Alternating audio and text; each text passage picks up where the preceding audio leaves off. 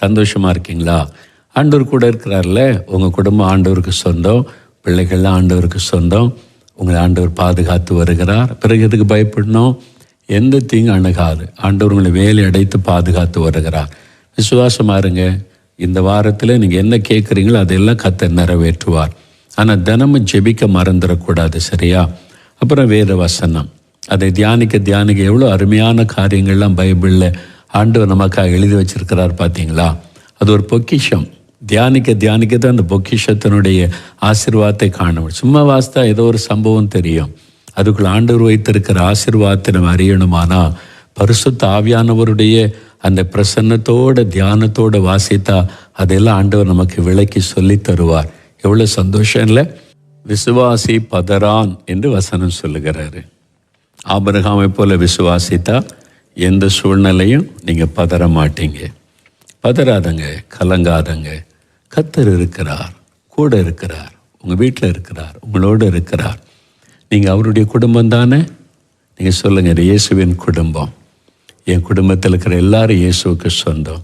அவர் தான் என் குடும்ப தலைவர். எங்களுக்கு தாயும் தகப்பனும், எங்களுடைய நல்ல மெய்ப்பரும், எங்களுக்கு ஆலோசனை கொடுக்கிறவரும், எங்களை நடத்துகிறவரும் அவர் தான் சொல்லுங்கள். எங்கள் குடும்பத்துக்கு எல்லாமே அவர் தான் சொல்லுங்கள், சரியா? அவரை சார்ந்து கொள்ளுங்க. இப்போ பாருங்கள், ஆபிரகாமின் ஆசீர்வாதம் சகல விதத்திலும் ஆசீர்வதித்ததை போல உங்களை ஆசீர்வதித்து வருகிறார். நான் அதை விசுவாசிக்கிறேன். நீங்கள் ஜெபித்தெல்லாம் பெற்றுக்கொண்டு வர்றீங்க. ஆண்டவர் நீங்கள் கேட்டதெல்லாம் செய்து கொண்டே இருக்கிறார். ஒவ்வொன்றாக அதை நிறைவேற்றுவார். விசுவாசத்தை விட்டுறாமல் தொடர்ந்து ஜெபிக்கணும். தினந்தோறும் குடும்ப ஜெபத்தில் உங்களுடைய ஜெப குறிப்புகளை வைத்து ஜெபிக்கணும். உங்கள் குடும்பத்தில் எழுப்புதல் உண்டாக எல்லாரும் ரட்சிக்கப்படணும், எல்லாரும் ஜெபிக்கணும். தேவ பிரசன்னம் எப்பொழுது வீட்டில் இருக்கணும்னு ஜெபிக்கணும். உங்கள் தெருவில், உங்கள் ஊரில், உங்கள் கிராமத்தில், பட்டணத்தில் எழுப்புதல் வரணும்னு ஜெபிக்கணும். உங்கள் சபைக்காக ஜெபிக்கணும்.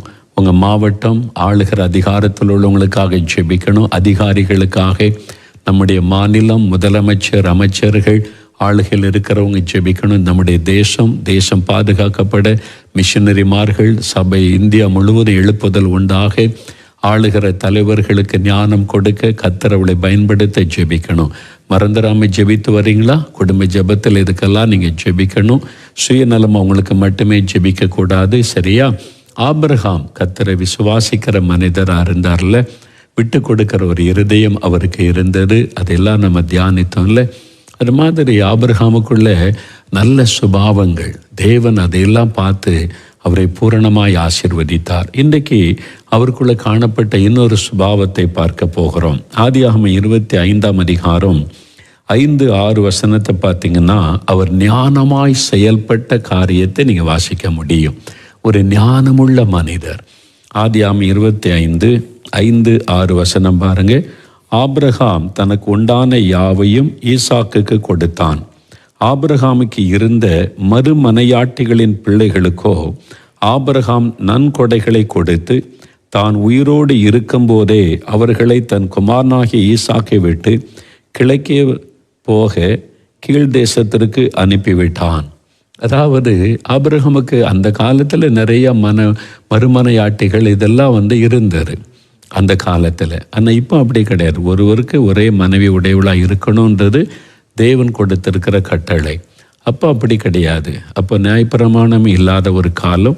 அதற்கு பிறகும் ஆண்டவருடைய காலத்துக்கு அப்புறம்தான் இந்த காரியங்களை எல்லாம் தேவன் எழுதி கொடுத்தார். அப்போ அவருக்கு மறுமனையாட்டிகள் பிள்ளைகள் எல்லாம் இருந்தாங்க. ஆனால் ஈசாக்கு தான் வாக்குத்தத்தத்தின் மகன். இப்போ அவர் என்ன செய்கிறார் பாருங்க, செட்டில்மெண்ட் பண்ணுகிறார். ஃபேமிலி செட்டில்மெண்ட் ஞானமாக செய்கிறார். தான் உயிரோடு இருக்கும் பொழுதே ஈசாக்கு என்ன கொடுக்கணுமோ அதை கொடுக்கிறார். மற்ற மறுமனையாட்டிகள் பிள்ளைகளுக்கு என்ன கொடுக்கணுமோ அதையெல்லாம் கொடுத்து அவங்கள சந்தோஷமாய் அனுப்பி வைக்கிறார். யாரையும் விரட்டி விடவில்லை. அவங்களுக்கு கொடுக்க வேண்டியதெல்லாம் கொடுத்து அவர் ஒழுங்குபடுத்துவதை நம்ம பார்க்கிறோம். ஞானமுள்ள மனிதர். வேதத்தில் இதை பார்க்கிறோம். ஃபேமிலி செட்டில்மெண்ட் ரொம்ப முக்கியமானது. நிறைய குடும்பங்களில் இதை குறித்த சிந்தையே இல்லாமல் பெரியவங்க காணப்படுகிறோம். என் சம்பாத்தியம் நான் உழைச்சேன், நான் சம்பாதிச்சேன், வந்தேன், நான் உயிரோடு இருக்க வரைக்கும் இதை என் பிள்ளைகளுக்கு கூட கொடுக்க மாட்டேன்னு சொல்லி கொண்டு இருக்கிற பெற்றோர். பிள்ளைகள் சின்ன பிள்ளைகளாக இருக்கும்போது ஓகே, அவளை பெரிய ஆளாயிட்டாங்க, படித்து முடிச்சுட்டாங்க, பிஸ்னஸுக்கு வந்துட்டாங்கன்னா பிள்ளைகளை இன்னும் நீங்கள் அடிமையாக வச்சுருக்கணும், சின்ன பிள்ளைகளை போல் நடத்தணும்னு சொன்னீங்கன்னா நீங்கள் கொஞ்சம் கவனிக்கணும் இந்த காரியத்தில். எங்கள் வீட்டில் நாங்கள் 4 பேர் அண்ணன் தம்பி, மொத்தம் 4 பேர், எங்கள் ஒரு அண்ணன் 2 தம்பி. இப்போ நாங்கள் எங்களுடைய தேவனுடைய ஊழியத்து நிமித்தமாக தேவனுடைய கூடாரத்துக்குள்ளே, இந்த வீட்டுக்குள்ளே அங்கே வீடு கட்டி அங்கே வந்துட்டோம். ஒரு நாள் என்னுடைய இளைய சகோதரன் கடைசி தம்பிக்கு திருமணமான பிறகு 4 பேருக்கு திருமணம் ஆகிட்டு ஃபேமிலி செட்டில் ஆகிட்டு தனித்தனி குடும்பம் ஆகிட்டோம். அப்போ என் தகப்பனார் என்னை பார்க்க எங்கள் வீட்டுக்கு வந்தாங்க. என்ன விஷயப்பான்னு கேட்டேன். அவங்க சொன்னாங்க, நீ வரணும். எதுக்கு வரணும்னு கேட்டேன். வீட்டுக்கு வரணும், ஏன்னா சொத்துக்களை பங்கிடணும். அப்பாவுடைய சொத்துக்கள், தோட்டம், வயல் நிலங்கள், நிறைய இடங்கள், அதெல்லாம் பரம்பரை சொத்து இருக்கிறாரு. எனக்கு அதெல்லாம் எவ்வளோ இருக்குது, எனக்கு அதில் இன்ட்ரெஸ்ட்டு கிடையாது. நான் ஊழியத்துக்கு இப்படி வந்துட்டேன். ஆனால் என்னுடைய தகப்பனார் 4 பேருக்கு திருமணம் ஆகிட்டு 4 பேர் குடும்பம் ஆகிட்டிங்க. நான் உயிரோடு இருக்கும்போதே யார் யாருக்கு என்னென்ன சொத்துன்னு நான் பிரித்து எழுதி வச்சிட்றேன். அப்போது நீங்கள் பிற்காலத்தில் உங்களுக்கு சந்தோஷமாக இருக்குன்னு சொல்லி பாருங்கள். என்னுடைய தகப்பனாருக்கு ஒரு ஞானம் இருந்தது. அவங்க வந்துட்டாங்க. நான் பிரித்து எழுதணும், நீ வான்னு நான் சொன்னேன். இல்லை, நான் வரல, நான் ஒன்றும் உங்களுக்கு சம்பாதிச்சு கொடுக்கலை. நான் படிச்சுக்கிட்டு இருக்கும்போதே நான் ஊழியத்துக்கு அழைச்சிட்டார். நான் முழுதும் ஊழியத்தில் இருந்துட்டேன். உங்களுக்குன்னு நான் ஒன்றும் சம்பாதிச்சு எதுவும் வாங்கலை. தாத்தாவனுடைய சொத்து பரம்பரை சொத்துன்றீங்க. உங்களுக்கு யார் யாருக்கு என்ன கொடுக்க மனதில் தோணுதோ, அண்ணனுக்கு என்ன கொடுக்கணுமோ கொடுங்க, தம்பிகளுக்கு என்ன கொடுக்கணுமோ கொடுங்க. அதில் மீதி எனக்கு என்ன கொடுக்கணும்னு நீங்கள் விரும்புகிறீங்களோ அதை கொடுங்க, போதும். அதனால் நான் இந்த சொத்து பிரிக்கிறதுக்கு வரமாட்டேன். எதுனாலும் எனக்கு சம்மதம். கையெழுத்து போட மட்டும் கூப்பிடுங்க, நான் வருகிறேன் என்பதாய் சொல்லிவிட்டேன். அதனால் சரி, நீங்கள் என்னுடைய தாப்பனார் போயிட்டாங்க. என் மனைவி அதில் தலையிடவே இல்லை. என்னங்க, நம்ம பரம்பரை சொத்து, இவ்வளோ சொத்து இருக்குது, நீங்கள் அதெல்லாம் நமக்கு வாங்கணுமே, அந்த சிந்தை எண்ணம் என் மனைவிக்கும் கிடையாது. அதனால் என் தகப்பனார் போய் அவங்களே சொத்துக்களை, சென்னையில் எங்களுக்கு வீடுலாம் இருக்கிறது, சொந்த வீடு, கோடிகள் மதிப்புடையது, அது மாதிரி வயல் நிலங்கள் இருக்குது, தோட்டம் இருக்கிறது, எல்லாத்தையும் எங்கள் தகப்பனாரை பறித்து ஒரு நாள் கையெழுத்து போட கூப்பிட்டாங்க. நான் போய் பத்திரத்தில் கையெழுத்து போட்டேன். அண்ணன் தம்பி எல்லோரும் ஒற்றுமையாக நான் கையெழுத்து விட்டேன். யாருக்குள்ளே எங்களுக்கு சண்டை வரல, பிரச்சனை வரல, எனக்கு அது தெரில இது தெரிலன்னு சொல்லி எல்லாம் கையெழுத்து போட்டோம். எனக்கு என்ன சொத்துன்னா எனக்கே தெரியாது.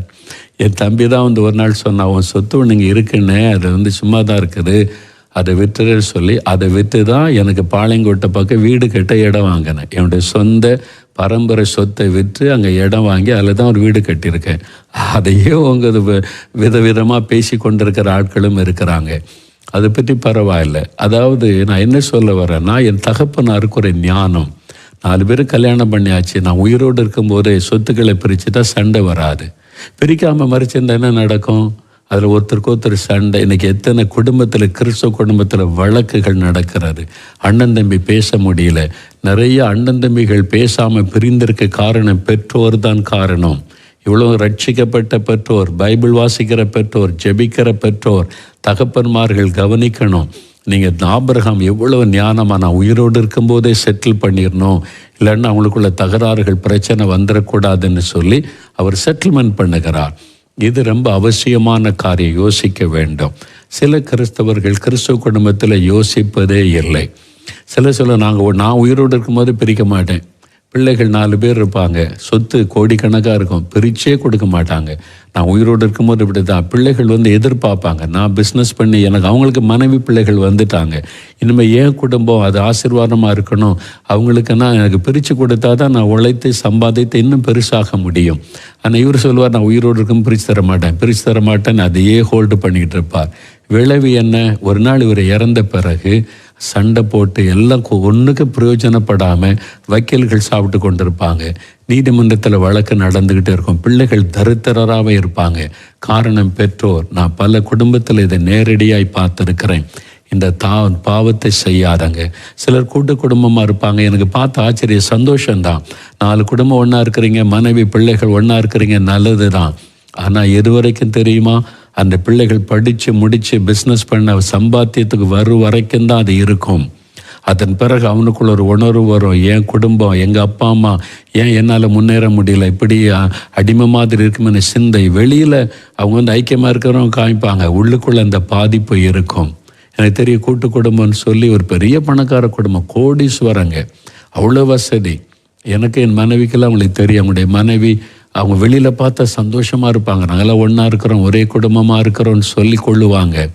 ஒரு நாள் என் மனைவி அங்கே உள்ள ஒரு சகோதரிகிட்ட பேசும்போது சொன்னாங்க, என்ன சிஸ்டர் கூட்டு குடும்பம், என்ன சிஸ்டர் பணக்காரங்க, நான் விரும்புகிற ஒரு சேலை என்னால் வாங்க முடியாது, என் கணவர் விரும்புகிற ஒரு சேலை எனக்கு வாங்கி கொடுக்க முடியாது, அப்படி தான் வாழ்ந்து கொண்டு இருக்கிறோம். எல்லாமே ஒரே ஆள் போய் பர்ச்சேஸ் பண்ணி அவங்க என்ன கொடுக்குறாங்களோ அதான் நாங்கள் வாங்கணும். அவங்க மனசுக்குள்ள ஒரு காயம் இருக்கிறது. நிறைய பேர் இதை புரிந்து கொள்வதில்லை. வெளியே சந்தோஷமாக நீங்கள் நடித்து கொண்டிருக்கலாம், உள்ளுக்குள்ள காயம் இருக்கிறது நிறைய. இதை புரிந்து கொள்ள வேண்டும். நீங்கள் ஐக்கியமாக இருந்தீங்கன்னா சந்தோஷம்தான். ஆனால் அதே சமயத்தில் அடுத்த தலைமுறை வரும்போது, சின்ன பிள்ளைகளாக இருக்க வரைக்கும் ஓகே, அடுத்த தலைமுறை வந்து சம்பாதிக்க ஆரம்பிக்கும் போது மனதளவில் மாற்றம் வரும். அப்போ தனித்தனி குடும்பமாக கர்த்தர் ஆசீர்வதித்து பெருக பண்ணுவார். அதுக்கு இடம் கொடுக்கணும். நீங்கள் உயிரோடு இருக்கும்போது உங்களுடைய பிள்ளைகள் காரியத்தை ஒழுங்குபடுத்தி விட வேண்டும். ஆபிரகாம் அதை செய்தார். நான் உயிரோடு இருக்க மாட்டேன், செய்ய மாட்டேன்னா பிள்ளைகள் அடித்து கொண்டு சாகிறதுக்கு நீங்கள் இடம் கொடுக்குறீங்கன்னு அர்த்தம். நீங்கள் முட்டாள்தனமாக செயல்படுறீங்கன்னு அர்த்தம். வசனத்தை கவனமாக வாசித்து வசனத்தின்படி வாழ பழகுங்கள். நீங்கள் இந்த உலக மக்களைப் போல வீரெல்லாம் பேசாதங்க. சென்னையில் ஒரு குடும்பத்தை எனக்கு தெரியும், பெரிய பணக்காரங்க, நல்ல பிஸ்னஸ்ஸு, நிறைய பிள்ளைங்க, அவங்க மருமக்கள் மாதிரி நிறைய பேர். அவங்க நான் போனால் அவங்க மருமக்கள் எல்லாம் கூட்டிகிட்டு வருவாங்க. மருமக்கள் மாதிரி பேர குழந்தைகள் எல்லோரும் கூட்டி ஜெபி கூப்பிட்டு வருவாங்க. எல்லாத்துக்கிட்ட அன்பாக இருப்பாங்க. அந்த மருமக்கள் மாதிரிலாம் மாமியாரை ரொம்ப நேசிப்பாங்க. எனக்கு ரொம்ப ஆச்சரியம். ஒரு நாள் அவங்கள்ட்ட கேட்டேன், நீங்கள் எப்படி உங்கள் மருமக்கள் மாரோட இவ்வளோ பேர் இருக்காங்க, இவ்வளோ சந்தோஷமாக நீங்கள் இருக்கிறீங்க, ஐக்கியமாக இருக்கிறீங்க, அவங்களெல்லாம் அன்பாக கூட்டிகிட்டு வரீங்கன்னா, அவங்க சொன்னாங்க, ஐயா நான் தினந்தோறும் விடியற்காலை எழும்பி என் பிள்ளைகள் ஒவ்வொரு குடும்பத்துக்காக நான் ஜெபம் பண்ணுவேன். என் மகன் மருமகள் பேரக்குள்ள எல்லாருக்கும் நான் ஜெபம் பண்ணுவேன்.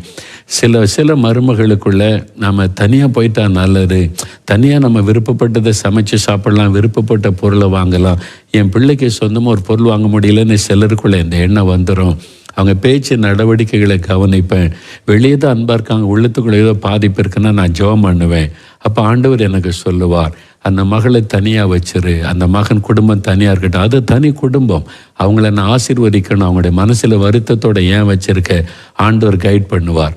உடனே பிரச்சனை வர முன்னால் நானே என் கணவர்கிட்ட பேசி என் மகன்கிட்ட பேசி கூப்பிட்டு, உங்களுக்கு தனி வீடு அமைச்சு தரோம், இனிமேல் நீங்கள் தனியாக இருங்க, நம்ம அன்பாக இருப்போம், ஐக்கியமாக இருப்போம். ஏன்னா நீங்கள் தனியாக சமைச்சு தனியாக சாப்பிடுங்க, ஓ மனைவி உன் பிள்ளைகளை நீ கவனிக்கணும், அவங்க விரும்பினதை வாங்கி கொடுன்னு தனி கொடுத்த நான் வச்சிருவேன். அப்படி நான் வச்சதுனால என் மருமக்கள் எல்லாரையும் மேலே அன்பாக இருக்காங்க. நான் பிடிச்சு வைக்க மாட்டேன், இப்படி தான் இருக்கணும், நாங்கள் ஒன்றா தான் இருப்போம், நீ என்னனால நான் மொத்தமாக வாங்கி தருவோம், அந்த சேலை தான் உடுக்கணும், பிள்ளைகளுக்கு என்ன வேணாலும் என்கிட்ட கேட்கணும், அவ்வளோ. அவங்க பிள்ளைகள் அவங்க விரும்பினது அவங்க அப்பா அம்மாட்ட கேட்குறத வாங்கி கொடுக்கணும்ல. அந்த தாயார் ஞானமுள்ள ஒரு தாய், ஜெபிக்கிற ஒரு தாய். அதனால அத்தனை மருமக்கள் மாதிரி அவங்கள்ட்ட அன்பாக இருக்கிறாங்க. நான் பார்த்து ரொம்ப சந்தோஷப்பட்டேன். நான் நேரில் கேட்ட போது தான் சொன்னாங்க, இதுதான் வேதம் சொல்லுகிற சத்தியம். அதனால ஒரு குறிப்பிட்ட வயசு சம்பாதிக்கிற பழக்கி விடுங்க, பிள்ளைகளுக்கு கற்றுக் கொடுங்க. அப்புறம் ஒரு ஸ்டேஜ் வந்தானே, இல்லை அவன் கவனிக்க மாட்டான், அவனுக்கு தெரியாது, இப்படி சொல்லி பிள்ளைகளை மட்டுப்படுத்தாதங்க. நீங்கள் இடம் கொடுங்க, நீ செய், ஜெபம் பண்ணு, இப்படி தான் கர்த்தர் என்னை ஆசீர்வதித்தார், நீ ஜெபம் பண்ணு, உனக்கு ஆலோசனை வேணும் என்கிட்ட கேளு, அப்பா உனக்கு ஆலோசனை தர்றேன், உன் லைஃப் நீ உன் பிஸ்னஸை பெருக பண்ணு. நீங்கள் 4 பிள்ளைகளை பிரித்து விட்டு பிஸ்னஸை கொடுங்க, 4 திசையில் அவங்க பெருகி சாட்சியாக மாறிடுவாங்க.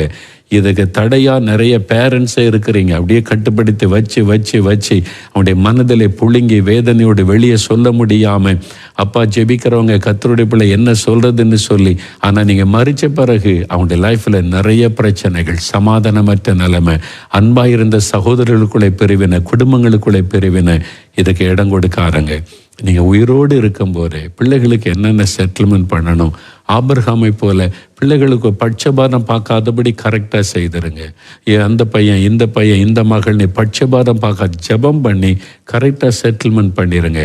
உங்கள் வீட்டில் குழந்தைகள் பிறந்துட்டாங்களே, சின்ன வயசுலேயே பிள்ளைகளுக்கு பேங்கில் ஒரு சேவிங் அக்கௌண்ட் ஆரம்பித்து போடுங்க. அது ஆண் பிள்ளையாக இருக்கட்டும் பெண் பிள்ளையாக இருக்கட்டும், மாதம் 500 ரூபா போடுங்க. 20 வருஷம் கழித்து பிள்ளைகள் ஸ்டேஜுக்கு படிக்க வரும்போது அவங்களுக்கு உதவியாக இருக்கும். நம்ம ஒன்றுமே செய்யாமல் அப்புறம் தப்பாக செய்துட்டு கர்த்தர் எனக்கு தரல போகலைன்னா நம்முடைய தவறு. ஆண்டவர் எனக்கு ஞானம் தாரும், என் குடும்பத்தை எப்படி நான் நடத்தணும், எப்படி சமாதானமாக கொண்டு போகணும், எப்படி என் பிள்ளைகள் காரியத்தை கவனிக்கணும், எப்படி செட்டில்மெண்ட் பண்ணணும், ஜெபம் பண்ணுங்க. ஆண்டவர் அழக ஆலோசனை கொடுப்பார். நிறைய குடும்பத்தில் கர்த்தர் ஆலோசனைப்படி கரெக்டாக செட்டில்மெண்ட் பண்ணும்போது அந்த 4 பிள்ளைகளை செழித்திருக்கிறாங்க. இவங்க ஹோல்டு பண்ணி வச்சிருக்க அதன் பிறகு ஆசீர்வாதமே இல்லாமல் முடக்கப்பட்டு போய் சமாதானத்தை இழந்து ஆசீர்வாதமே இல்லாமல் போகிற குடும்பங்களை நான் பார்த்திருக்கிறேன். அதனால் இந்த மாதிரி வீரம் பேசி கொண்டிருக்காம வசனத்தின்படி வாழ ஒப்பு கொடுத்து நீ உயிரோடு இருக்கும்போதே அவங்களுக்கு சொல்லிடுங்க. ஆனால் அதே சமயத்தில் எல்லாத்தையும் பிரித்து கொடுத்துட்டா எங்களை பிள்ளைகளை யார் கவனிப்பா? உங்களுக்கு ஒரு பங்கு வச்சுக்கொள்ளுங்க, உங்களை ஹோல்டு பண்ணுங்க, உங்கள் மரணத்திற்கு பிறகுதான் பிள்ளைகளுக்கு என்று சொல்லி அப்போ நீங்களும் மரியாதையோடு இருக்க முடியும். அந்த மாதிரி காத்துக்கொள்ளுங்க. அதனால் இந்த மாதிரி ஆபிரகாம் எவ்வளோ ஞானமாக செயல்பட்டார். உங்கள் குடும்பத்தில் உங்களுடைய குழந்தைகளை வளர்க்கறதுல ஞானம் வேணும், படிக்க வைக்கிறதுல ஞானம் வேணும். இதெல்லாம் ரொம்ப முக்கியமான ஒரு விஷயம் என்பதை மறந்துடக்கூடாது. ஒரு தகப்பனார் சொன்னார், 2 பிள்ளைகள், ஒரு பிள்ளைக்கு சரியாக படிப்பு வரல, ஒரு பிள்ளைக்கு படிப்பு வந்தோடனே உயர்ந்த படிப்பு படிக்க வச்சுட்டார். அடுத்த பிள்ளை கூப்பிட்டார். அவர் சொன்னார், உட்கார்ந்து என்கிட்ட பேசும்போது பிரதர், என் மகளை கூப்பிட்டு சொன்னேன், நான் அவளை உங்கள் அக்காவை இவ்வளோ படிக்க வச்சுட்டேன், நான் உன்னை இவ்வளோதானே படிக்க வச்சேன், நீ தப்பாக நினைக்கக்கூடாது, நீ என்ன விரும்புகிற, உன்னால் முடிஞ்ச அளவு நான் படிக்க வச்சுருக்கிறேன், இதுக்கு மேலே என்ன விரும்புகிற, அக்காவும் எனக்கு ஒன்று தான், நீயும் ஒன்று தான், நீ என்ன விரும்புகிற மகளேன்னு கேட்டேன். நான் எனக்கு தெரியுதப்பா, என்னால் முடிஞ்ச அளவு தான் நான் படிச்சிருக்கிறேன், எனக்கு இந்த மாதிரி ஒரு காரியம் செய்து கொடுங்க, நான் அதில் முன்னேறிடுவேன்னு சொன்னவனே என் பிள்ளைக்கு அதை செய்து கொடுத்தேன். அவன் பிள்ளைகளுக்குள்ள மாறுபாடு இல்லை. பார்த்தீங்களா? எல்லாவா நல்லா படிக்க மக்கு மக்கு மக்கு ஒன்று உண்டாகாது, ஒன்றும் தெரியாது, அப்படி ஆக்காதங்க. ஒவ்வொரு பிள்ளைகளுக்கும் ஒவ்வொரு விதமான ஐக்கியூவை ஞானத்தை தேவன் கொடுத்திருக்கிறார். அதை விளங்கி கொண்டு அந்த பிள்ளைகளுக்கு ஏற்றபடி நீங்கள் நடந்து கொள்ளுங்க. பேரண்ட்ஸு தான் நீங்கள் ஜெபம் பண்ணி கவனம் செலுத்தணும். ஒரு பிள்ளையை உயர்த்துறதுன்னு ஒரு பிள்ளையை நீங்களே மடங்கடிக்கிறது செய்யக்கூடாது. அந்த பிள்ளைக்கு வேறு தாளந்து இருக்கும், வேறு கிருபை இருக்கும், வேறு விதத்தில் ஆசீர்வதிப்பார். ஒரு பிள்ளை வேலையில் உயர்த்தப்படும், ஒரு பிள்ளைக்கு ஒரு பிஸ்னஸ் வச்சிருப்பார், அதில் அந்த பிள்ளை ஆசீர்வாதமாக இருக்கட்டும். இதெல்லாம் நீங்கள் ஜெபம் பண்ணி ஞானமாய் பிள்ளைகள் காரியத்தில் கவனம் செலுத்தணும். அப்போ கர்த்தர் ஆசீர்வதிப்பார். சரியா? இப்போ ஜெபிக்கலாமா? இதில் தப்பு பண்ணிட்டீங்களா? இன்றைக்கி ஒப்பு கொடுங்க. ஆண்டவரே, நான் பண்ண தப்புனால இன்றைக்கி பிள்ளைகள் சண்டை போடுறாங்க, அன்பு இல்லாமல் இருக்கிறாங்க, ஐக்கியம் இல்லாமல் இருக்கிறாங்க, ஒருத்தருக்கு ஒருத்தர் பேச மாட்டேங்கிறாங்க, எங்கள் அப்பா பார்ஷாலிட்டி பார்க்குறான்னு சொல்கிறாங்க. நீங்கள் தான் மனம் திரும்பணும். ஆண்டவரே, அப்படி நடந்து கொண்டதற்காக என்னை மன்னியும், என் பிள்ளைகளுடைய அன்பு பாதிக்கப்பட நான் காரணமாயிட்டேன்னு ஒப்பு கொடுங்க, சரிப்படுத்தி கொள்ளுங்க. சரியாக கர்த்தர் கொடுக்குற ஞானத்தின்படி செயல்படுங்க. சரியா? இப்போ நம்ம ஜெபிக்கலாம். உடைய ஜெப குறிப்புகளை வைத்துக் கொள்ளுங்க. கருத்தா ஜெபிப்போம். தகப்பனே, ஆபிரகாமுக்கு கொடுத்த ஞானத்திற்காக ஸ்தோத்திரப்பா. நீர் எங்களுக்கு ஞானத்தை தாரும். எங்கள் பிள்ளைகளை வளர்ப்பதிலும் படிக்க வைப்பதிலும் எங்களுடைய பிள்ளைகளை முன்னேற்றுவதிலும் அவர்களுக்கு நல்ல வாழ்க்கையை கற்றுக் கொடுத்து நல்ல ஆசீர்வாதமான வாழ்க்கையை அமைத்து கொடுப்பதிலும் எங்களுக்கு ஞானம் வேண்டும். பிள்ளைகளுக்கு என்னென்ன செய்யணும், என்னென்னதை ஏற்ற நேரத்தில் கொடுக்கணும், என்னென்ன பொருட்களை கொடுக்கணும், சொத்துக்களை கொடுக்கணும், எல்லாவற்றிலும் எங்களுக்கு ஞானம் தாரும். ஆண்டவரே, ஆபிரகாமை போல ஞானமாய் நடந்து எங்களுடைய பிள்ளைகளுடைய எதிர்காலம் ஆசீர்வாதமாய் இருப்பதற்கு நாங்களே தடையா இல்லாதபடி ஒப்பு கொடுத்து ஜெபிக்கிறோம். ஆண்டவரே, இந்த நாளில் அர்ப்பணிக்கிறோம். உடைய பிள்ளைகளுக்கு உதவி செய்யும், கிருபை தாரும், வழி நடத்துதலை தாரும், ஆவியானவர் பொறுப்படுத்திக் கொள்ளும். இப்பொழுதும் இந்த வீட்டுக்குள்ள எழுப்புதல் உண்டாகட்டும், ஜெப ஆவியினாலே நிரப்பும், சோர்வின் ஆவிகள் விலகட்டும். ஆண்டவரே, ஜெபத்தில் உற்சாகத்தை தாரும், இன்னும் அதிகமாக ஜெபிக்க கிருபை தாரும், எழுப்புதலுக்காக ஆத்துமாக்களுக்காக ஜெபிக்க உதவி செய்யும். இந்த வீடு ஜெப வீடாய், துதியின் வீடாய், இயேசு எப்பொழுதும் உலாவுகிற வீடாய் இருக்கும்படி எங்கள் வீட்டை, எங்களுடைய குடும்பத்தை அர்ப்பணித்து ஜெபிக்கிறோம். ஆண்டவருடைய பிரசன்னம் எங்களை ஆட்கொண்டு நடத்துவதாக. இப்பொழுதும் தகப்பனை, இந்த குடும்பத்தில் உண்டான எழுப்புதல் உறவினர்கள் மத்தியிலே பரவட்டும், நண்பர்கள் மத்தியிலே பரவட்டும், எல்லாரும் ரட்சிக்கப்படட்டும், எல்லாருக்குள்ள இந்த எழுப்புதல் அக்னி பரவட்டும். எங்க தெருவில் உள்ள எல்லாரும் ரட்சிக்கப்படணும். எங்க ஊர்ல இருக்கிறவங்க, பட்டணத்தில் இருக்கிறவங்க, எல்லா குடும்பத்துக்குள்ளும் ஆவியானவர் ஊற்றப்பட்டு எழுப்புதல் உண்டாகணும். இயேசுவை அறிந்து கொள்ளணும், ரட்சிக்கப்படணும், ஆவியினால் நிரப்பப்பட நாங்கள் ஜெபிக்கிறோம். சாத்தானுடைய கிரியைகள் அழியட்டும், அந்தகார வல்லமை அழியட்டும், கர்த்தருடைய வெளிச்சம் உதிக்கட்டும் என்று ஜெபிக்கிறோம்ப்பா. எங்க பட்டணத்தில் எழுப்புதல் வரட்டும். எங்களுடைய சபைக்காக ஜெபிக்கிறோம். எங்கள் சபை மூலமாக எங்களுடைய கிராமத்தில் எழுப்புதல், பட்டணத்தில் எழுப்புதல் வரட்டும். எங்கள் சபை ஆதி திருச்சபை போல காணப்பட ஆவியானவர் ஊற்றும். எங்களுடைய சபை போதகரை, ஊழியரை, பாஸ்டரை அக்னியாய் பயன்படுத்தும், அற்புத அடையாளங்களோடு பயன்படுத்தும், பேதுருவை போல, பவுலை போல பயன்படுத்தி ஆசீர்வதிக்கும். ஆசீர்வதியும். சபை ஊழியங்களை ஆசீர்வதியும். பெருக பண்ணுவீராக என்று ஜெபிக்கிறோம். எங்க மாவட்டத்தில் எழுப்புதல் உண்டாகட்டும். அதிகாரத்தில் உள்ளவங்க மேல நீங்க ஆளுகை செய்யுங்க. நீதி நேர்மை காணப்பட அதிகாரிகளை ரட்சியும். லஞ்சம் ஒளியட்டும், ஊழல் ஒளியட்டும். ஒரு பெரிய மாற்றம் உண்டாகட்டும். ஆண்டவரே, எங்களுடைய வாலிபர்களை சந்தியும், சிறு பிள்ளைகளை சந்தியும். ஆண்டவரே, ஸ்கூலில், காலேஜில், யூனிவர்சிட்டியில எல்லாம் எழுப்புதல் உண்டாகு. ஆவியானவர் ஊற்றப்பட நாங்கள் ஜெபிக்கிறோம். எங்களுடைய இந்தியாவை பாதுகாத்துக் கொள்ளும். இந்தியாவை ஆசீர்வதியும். எல்லா மிஷனரிகளை பாதுகாத்து ஆசீர்வதித்து எழுப்புதலிலே பயன்படுத்தும். எல்லா ஊழியர்களுக்காக ஜெபிக்கிறோம். அவளை ஆசீர்வதியும். உங்களுடைய பாதுகாப்பின் கரம் இருக்கட்டும். நீர் ஆசீர்வதித்த அன்பிற்காக ஸ்தோத்திரம், ஸ்தோத்திரம். கடைசி கால எழுப்புதலை தமிழ்நாட்டில் இந்த உண்டாக்கி இந்தியா முழுவதும் பரவ போகிறதற்காய் நன்றி. அந்த எழுப்புதலுக்காக ஜெபிக்கிறோம்.